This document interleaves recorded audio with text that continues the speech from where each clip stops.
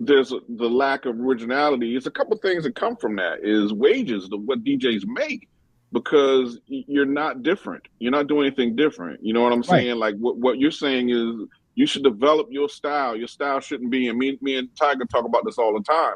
I can't be Tiger. Tiger does his sets. We do a lot of things on virtual, streaming on a platform, Twitch, and his set is not. You're not going to come in my set and hear me rocking what he just rocked. I'll listen to make sure I'm not doubling down on what he's playing. I'm gonna play something different. I'm gonna take you my direction. My style is my style. His style is his style, and that's because we're old school DJs. We come from a different era. It was biting. You know what I'm talking about. Mm-hmm. They're biting. It is what it is. And then in this culture, they don't call it out because it's everybody get a trophy. You know what I'm saying? So, it's all you hate. No, I'm not hating. You can't do that. That's my man style. Do you? Yeah, or the other popular thing to say is you're gatekeeping. Like, don't gatekeep me. Don't tell me what gear I could use. And my whole thing is you're free to use whatever gear you want, but you're doing yourself a disservice if you don't train your ears. Because DJing is all ears. It's what you hear. Mm-hmm. It's not what you see on a computer screen. That's not DJing. It's what you hear. And the apps, the new technology that's out now makes it so that you could take shortcuts to play music and end up with that residency. But there's no substance to what you do. You're basically a jukebox. You know what I'm saying? And you might as well be that AI DJ that I was referencing earlier.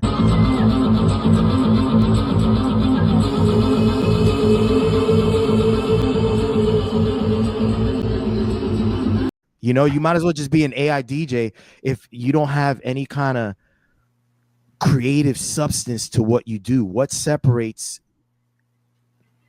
this DJ from another DJ? And in a lot of occasions when I was coming up, it was maybe the record selection.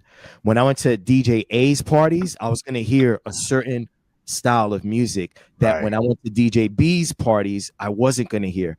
But DJ B had a certain technique, a certain approach to playing music that was dope, and that's what made me want to go to DJ B's parties. You know what I'm saying? Like you stand out. You got paid better that way, and you could get paid according to what you're bringing to the table, not this baseline rate because you're just a dime a dozen DJ. Right. Yeah, right? And I think that's what this generation. I don't mean to cut you off. I'm sorry, but I think that's what this generation misses. What you're talking about right there. That's what this generation is missing because. That real attachment to music too. Like we grew up, like you said, when the DJs are playing the music, we know, okay, we're going to drop this right here and this going to get them. Place going to go bananas. And to me, it's not even a planned set. Like people have been telling me, like I have a tribe called Full Blast Tribe when I'm DJing. And sometimes I'll just go off and like kind of black out. And it's just like, you're just in a zone, like how a football player is or basketball player, like just in a zone. And you're playing and it's flowing out of you. You know what I mean? It's just come natural. And like you said, you can tell the baseline DJs from the ones that really have that in them. And like, I remember younger DJs that really have it in them. There's some dudes from Japan that post on it. Ooh, DJ Coco is one of them.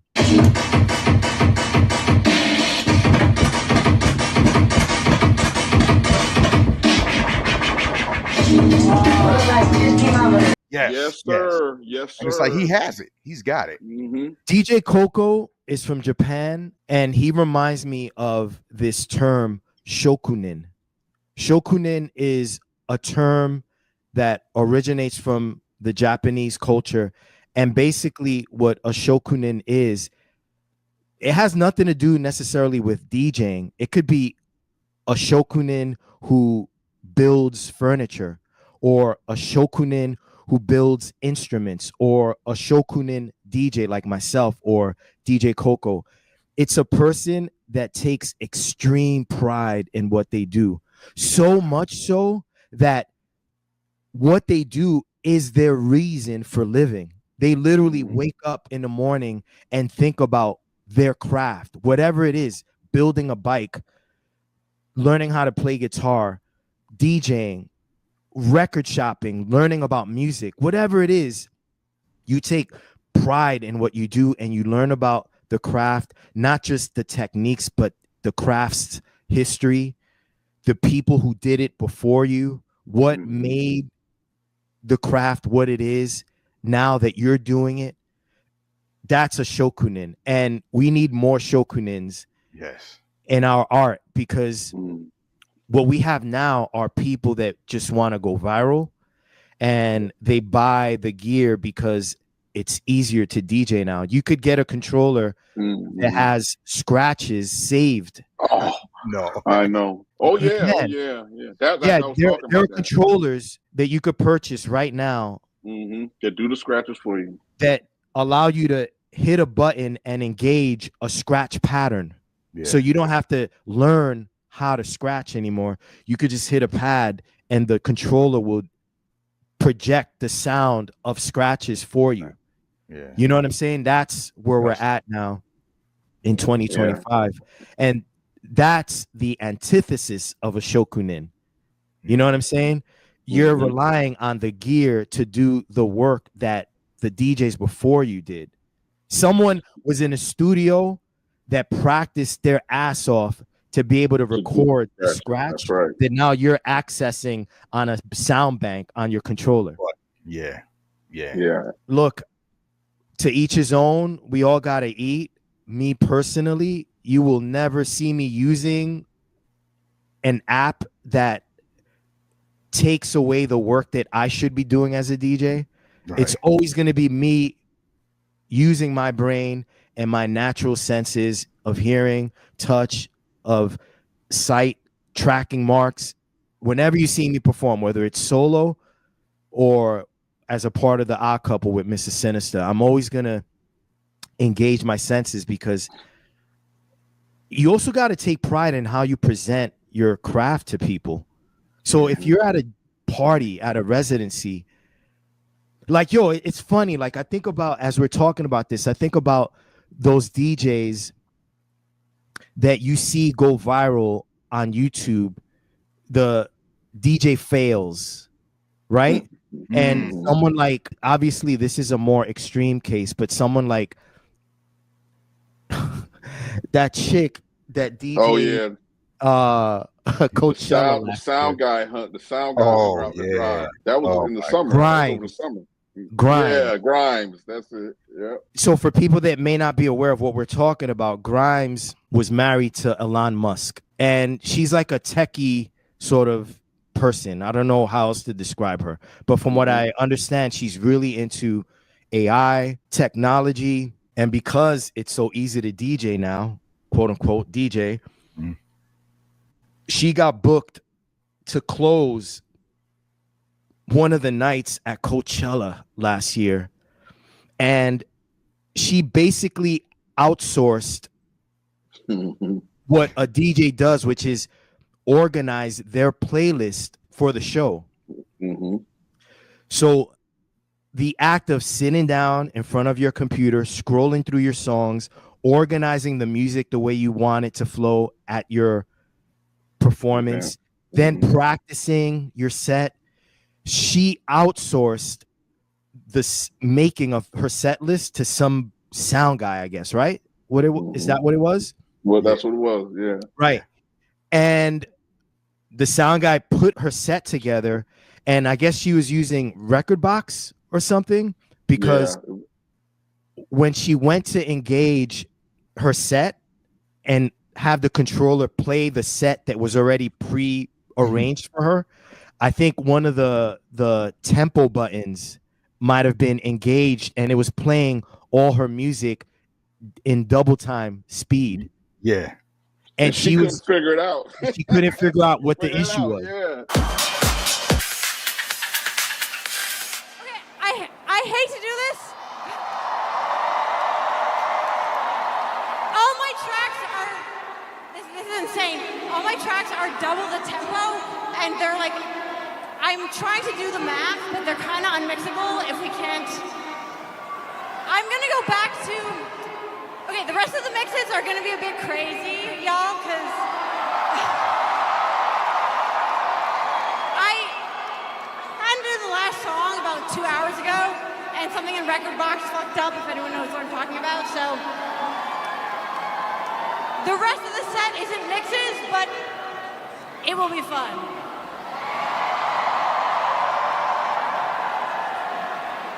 Okay, let me try to get this actually. Oh yeah.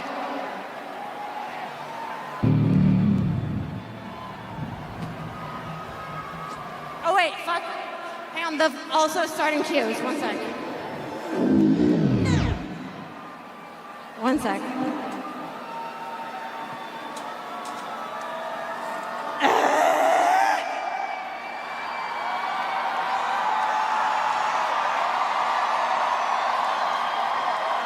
This one is actually not my fault, but I will actually take responsibility for it regardless, but.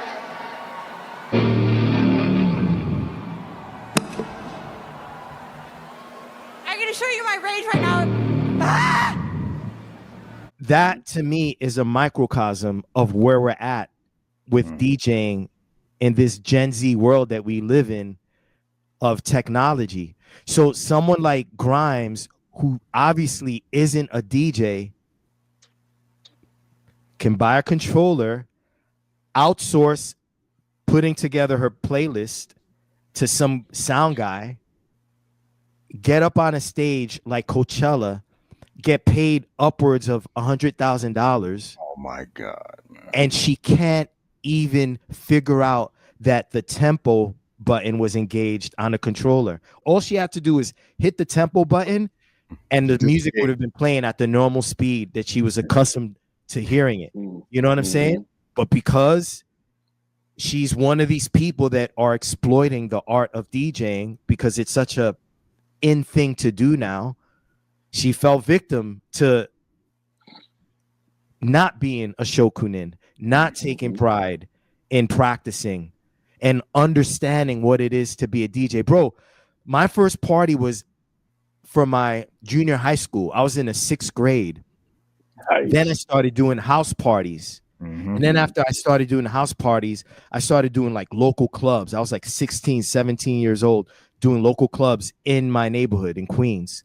And then I started battling and entering DJ competitions. And after I entered DJ competitions, I made a name for myself, and bookers, promoters from around the world started booking me to do like 20-minute sets for them, showcasing my DJ techniques. And then I'm DJing for people, showing them how dope I am and realizing, damn, but there are people here that want to dance and might not necessarily care that I got a dope beat juggle with Nobody Beats the Biz.